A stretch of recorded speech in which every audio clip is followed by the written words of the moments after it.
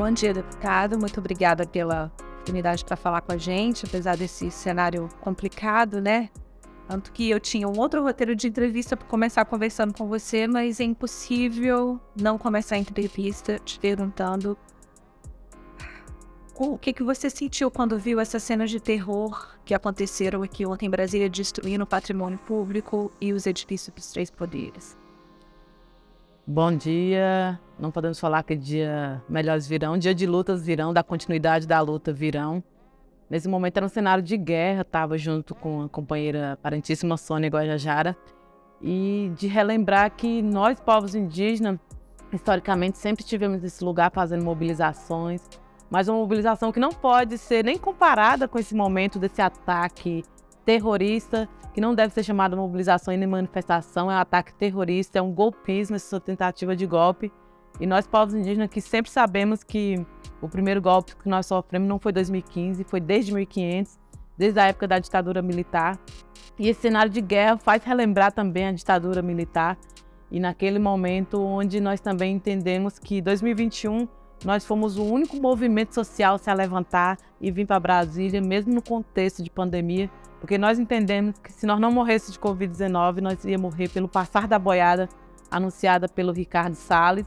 E nesse momento é todo um desdobramento do encorajamento e principalmente de uma chamada do próprio poder de Estado que vem sendo transitado dessa gestão de governo Bolsonaro, que onde foi responsável pelo processo de retrocesso, responsável pelo genocídio, responsável pelo ecocídio, responsável que várias vezes que nós também falava dessa mobilização, eles acionavam também a Lei de Segurança Nacional, tentando impedir a voz da democracia.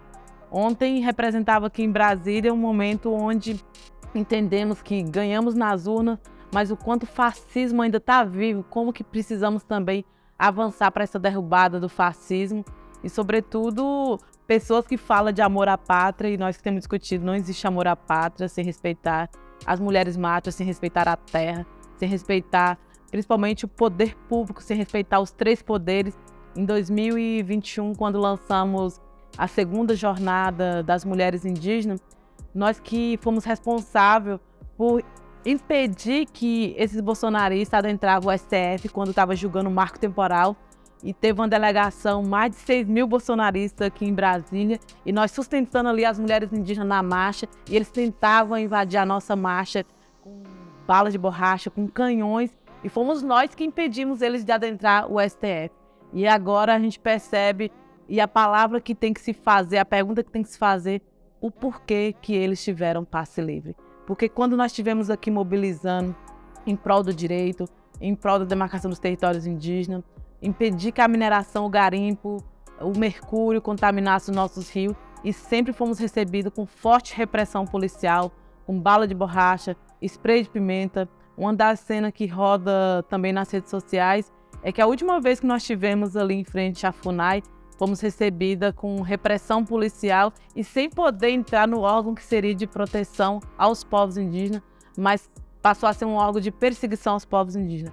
Então, 8 dias atrás, nós estávamos vivenciando um momento histórico também, que é a chegada de uma mulher indígena, pela primeira vez na história, a ocupar esse lugar de ministra dos povos indígenas, chegando depois de 55 anos, a primeira indígena a ocupar a presidência da FUNAI. Mas é triste e lamentável, 8 dias depois, a gente entender que para ganhar nós temos que avançar muito mais, porque o sábado eleitoral não significa ainda um completamente ganho, porque existe uma parcela significativa da sociedade que ainda está incentivando o ódio, que ainda está incentivando que democracia é violência. A democracia não pode significar violência, porque a cada vez que agride um Congresso, que agride o STF, que agride o Senado, isso não pode significar a retomada da democracia. Nós lutamos por uma democracia que não mata, nós lutamos por uma democracia que não bate continência para a ditadura militar, nós lutamos por uma democracia que não peça intervenção militar.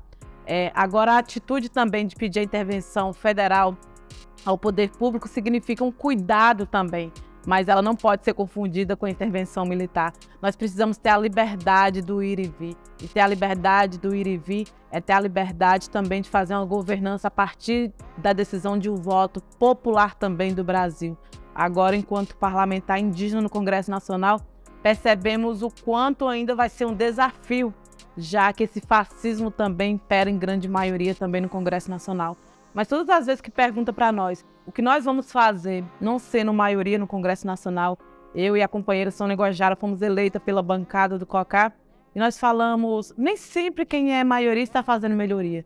Nós, povos indígenas, não somos nem 1% da população brasileira, somos 5% da população do mundo e protegemos mais de 80% da biodiversidade. Isso significa que nós somos minoria, mas fazemos uma melhoria que nem a maioria do Brasil faz. E quando perguntam o que vocês vão fazer se vocês têm muito menos tempo de Congresso Nacional, têm menos tempo de ministra, têm menos tempo de presidência da FUNAI, e nós falamos, podemos até ter menos tempo de Congresso Nacional, mas temos muito mais tempo de Brasil.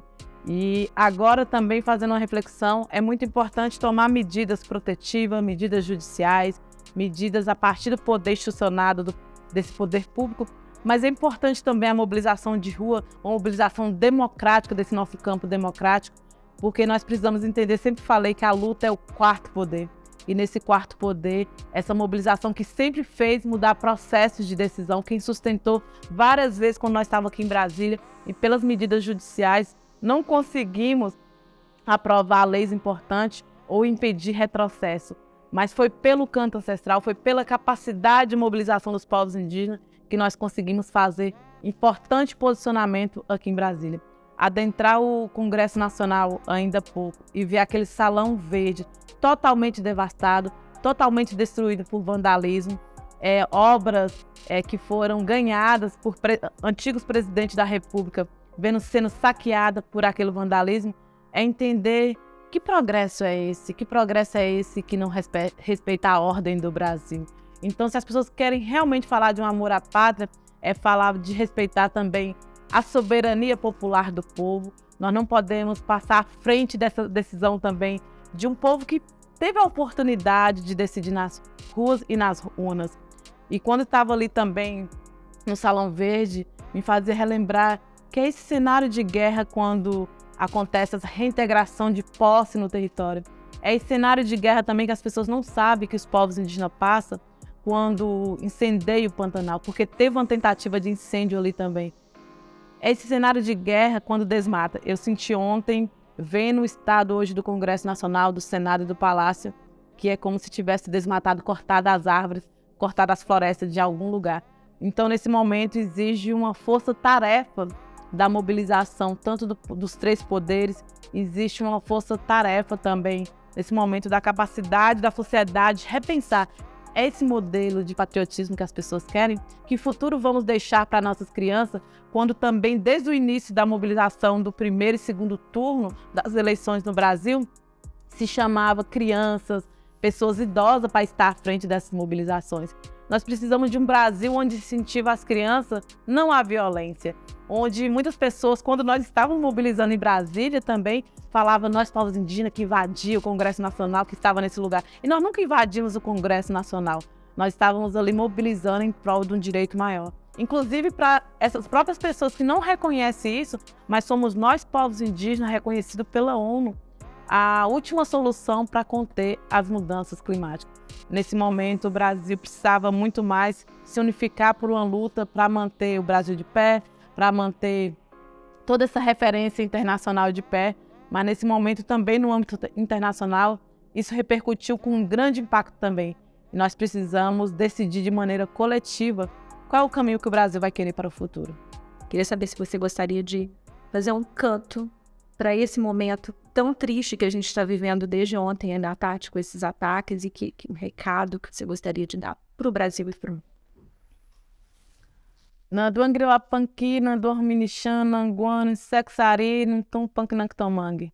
Baruê Kiriri, Rei na Rei, Baruê, Nanduangriwapanki, Amuapté da Grin, Chataritica, Estragol, Aito Morim, Oá. Simikran Rekiwa, Simikran Rekiwa, Simikran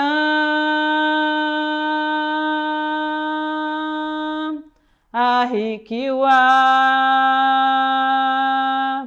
Rena, Rena, Rena, Re, na re, re na re, na re na ra,